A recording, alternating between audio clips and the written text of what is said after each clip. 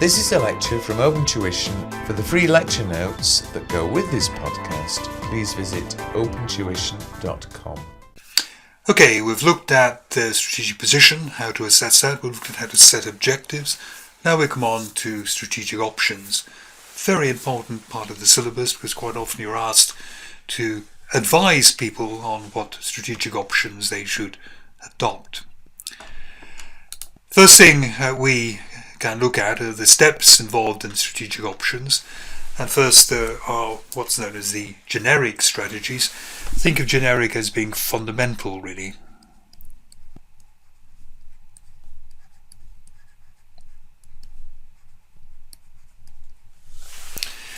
These are the strategies which kind of sit beneath or support other strategies. And there are three: cost leadership, differentiation and focus, which we'll see in the next slide. Second step is what's called strategic direction. Once you've got your fundamental strategy, there are a number of different directions you can take, maybe opening in a new market, maybe developing a new product, and so on. And finally, there is how we are going to achieve our strategic direction. For example, if you're opening in a new market, perhaps abroad, there are choices of, well, I can go out and I can set up my own factory distribution center in America, say, or what I could do is I could maybe buy an American company, a takeover merger, or maybe I get into some sort of distribution or franchising arrangement with people who are already in that country. Anyway, first the generic strategies. Again, it's Michael Porter. You can nearly always refer to these in an answer to a strategy question, because if somebody is making profits, they have adopted one of these strategies, so they're making good profits, doing well. If they are doing badly, then they haven't adopted either the cost leadership or the differentiation strategy. Let's start with this person in the middle here. This person is somebody who's described as being stuck in the middle. And what they're doing is they're making ordinary products, not bad products, just ordinary products, and they're selling into an essentially competitive market.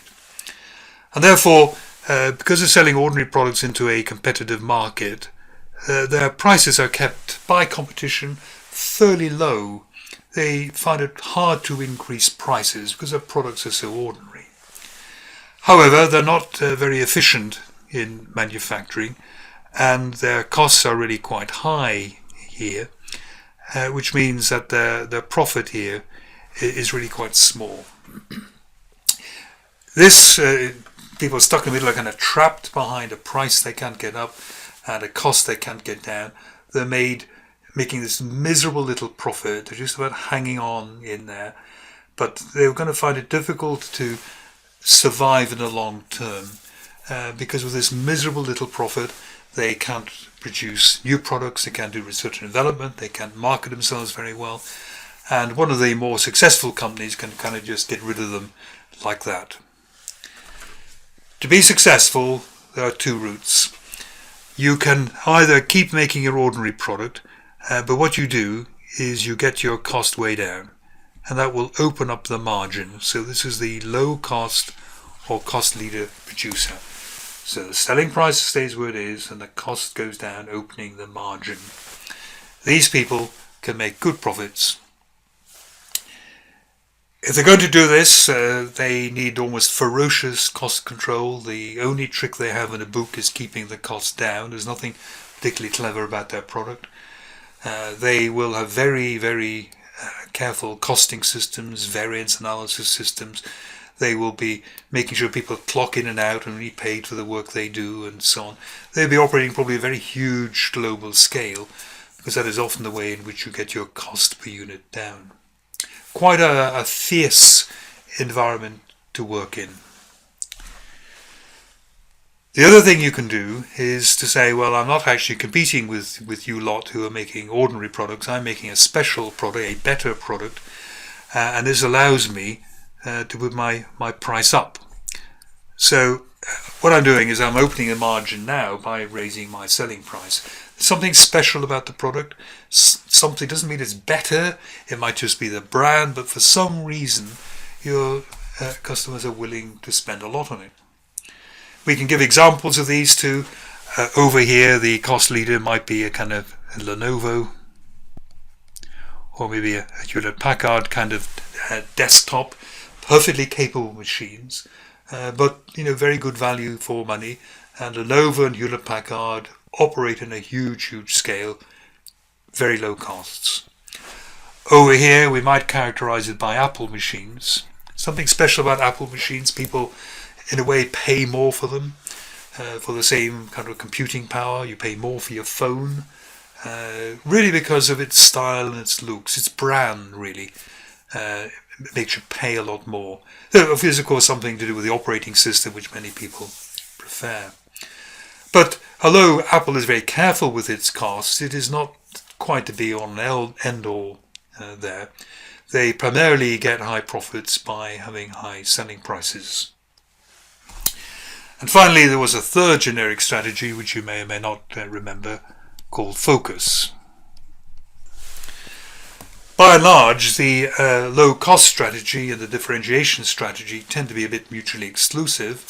Some companies bring it off, doing both of them.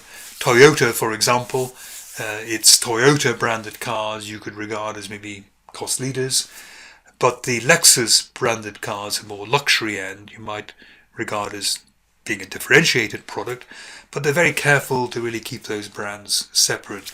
Most businesses are known to be either low cost or differentiation. Focus means you have on top of these choices the choice of, do we focus on a narrow market segment, or do we try to supply to everyone? So you might decide to focus because you're quite a small company and you can produce a whole range of products. So you just produce kind of one product for one segment of the market here, and you can become a low-cost producer of that. Or what you do is you become a specialist supplier to one segment of the market and you differentiate. Holiday companies you can see in here. A holiday company which focuses is, in the UK, is called Crystal, and it just focuses on the ski market. Okay, but then within the ski market, it has the opportunity: am I going to predominantly cheap ski resorts, keeping my costs down, or am I going to the more luxurious ski resorts, better hotels and so on, which is maybe a differentiated product? You can usually use this as I said, you can usually use this as a scenario because if a company is presently successful, it is either cost leading or differentiating, and you can analyze that. Very often, however, it's not a successful company. It's a company which has had a glorious history but now is facing hard times. It's very often a relatively small company, and it is under great pressure from large new entrants to the market. And we have to advise that company what it should do to survive in the future. And almost certainly what it should do is it should go down this route here. It should become a focus differentiator. It's a small company, so focus your efforts in one particular market segment. Get to know that market segment really well and provide it with goods which are just perfect for that market segment, and you can sell at a high price. Furthermore, if it's a small market segment, the big mass producers may not be interested in it. They'll leave you alone to survive in this little kind of crevice of the market. If your small family type company tries to go down here and become a cost leader, it's almost doomed to failure. How can a small local company compete with multinationals in terms of the buying power, the huge economies of scale that they get from huge manufacturing plants, the distribution economies of scale are all over the place? Large companies are the easiest way to become cost leaders. So you'd really have to be convinced that a small company could make it by becoming a cost leader. Probably safer for them to become, or attempt to become anyway, a differentiator. The strategic clock is just a bit of a development of the Porter's generic strategies. It just says there's maybe more intermediate points that you could have here.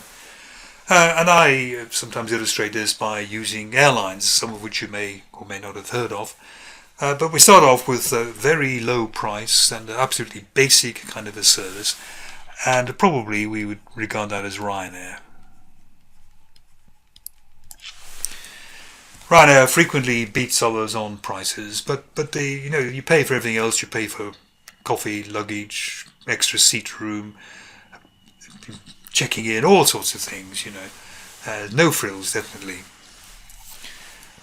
Generally regarded as maybe being a slightly better on the way maybe it looks after people. Let's, for the sake of argument, let's say EasyJet. We might argue they're a bit more generous on cabin baggage, for example. They don't weigh it, so on. They were, certainly before Ryanair, they would allocate seats and the like rather than the free-for-all in Ryanair. And some people prefer that. You prefer to pay a little bit more for a little bit better service.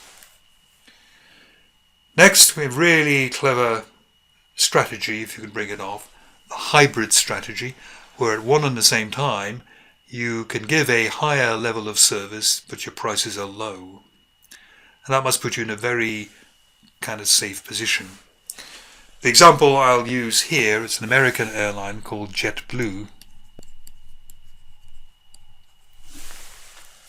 I came across it when my son was traveling from South America to New York, I think. And the flight took off about an hour late, but he didn't think much of it. But then he was delighted that on the flight there was endless cups of coffee, tea, orange juice, water, whereas in many cheap flights you have to pay for those. And this would have been a cheap flight. He would have gone on the internet and found the cheapest way of getting to New York. And then it arrived in New York about an hour late, and when he got up the next morning, there was a message in his email apologising from JetBlue, apologising for being late, and giving him a $25 voucher as kind of compensation. Now that is remarkable. Trying to get compensation from any airline, even when they're at fault, is remarkably difficult. Here JetBlue was volunteering this $25 voucher for being an hour late. And they have still a high reputation in America, though there are some thoughts that maybe it's beginning to crumble a little bit. They're beginning to make people pay for luggage and so on, kind of joining maybe more the mainstream airlines, but they're still ranked high. Differentiation, where you get a better service but you pay more for it. This could be business class.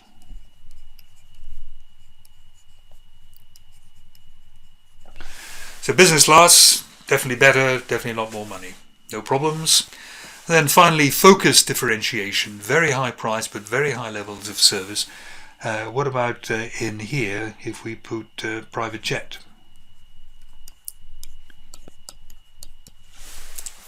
I was once lecturing this and I said to the class, has anyone here ever been in a private jet? And one student put up his hand and said, yes, I have. And we all looked at him with amazement and said, where have you been in a private jet?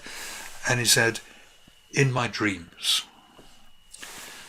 The other strategies down here were there's a relatively high price but a relatively low level of service. You might try those suppliers once, but you won't try them again. And this is really kind of doomed to failure. High price and low service at the same time won't wash. So that is the fundamental or generic strategies. Let's look now at the Ansoff's matrix, which gives us the strategic direction. Think that what certainly profit organizations want to do is to get their profits up.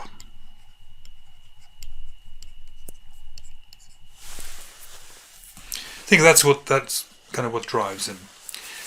And this sets out we can stay with our present products or go for new products. We can stay with our present markets or go into new markets. That's the choice. And this matrix is remarkable because it gives you really all the things a company can do to try to increase profits, all there kind of in one diagram. So it's really quite powerful. And the first thing we could think of doing maybe is efficiency gains. Efficiency gains is the kind of politically correct way of saying cost cutting. If you go into your organization and say, right, we're going to have cost cutting, people get frightened because their job is a cost, their wages are cost, and they get worried. But if you go in and say we're going to have efficiency gains, everybody thinks that's quite good. Second, you try to achieve higher market share penetration, going from 20% to maybe 22% of the market. Don't think you're going to go from 20% to 40%. You know, the competitors will retaliate, they'll fight back. And companies over a period of a year winning an extra 2%, when maybe they started about 25%, they're really happy with that. Similarly, efficiency gains, you're not going to be able to kind of cut costs by 50% or anything of that sort if you're going to be keeping roughly the same level of operation.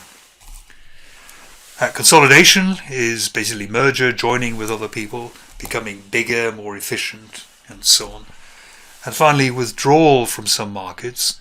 There might be obviously loss-making markets, or there might just be markets which are so small that they're just a nuisance to stay in. And we would be far better just getting out and concentrating our resources somewhere else. This top left-hand quadrant could be characterized pretty much as low risk and low return.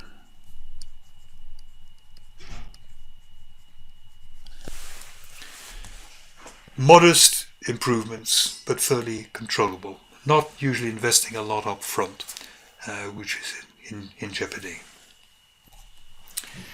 Second place we could look at to try and get profits is either market development or product development. So maybe what you do in your market development here is decide I've conquered Europe, I might go into the USA. Or what you do maybe in your product development, maybe you have conquered the world with your vacuum cleaners, maybe you go into maybe washing machines or some other kitchen device. Obviously, if the USA works for you as a market, you can be greatly increasing your revenue. You could bring huge increases in profit. But obviously there's a real big risk that you invest a lot trying to get into this new market and they don't like you.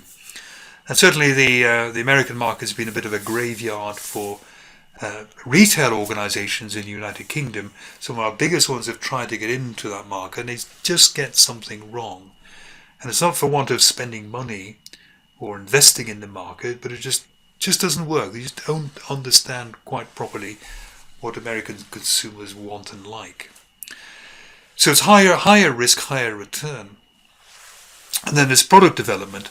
You spend a lot of R&D developing new product, you launch it, maybe people don't like it, it gets bad reviews and so on. And again, you're not guaranteed that you're going to get the high returns that you wanted. So these two here, both of these here, I would regard as higher risk. Higher risk and return.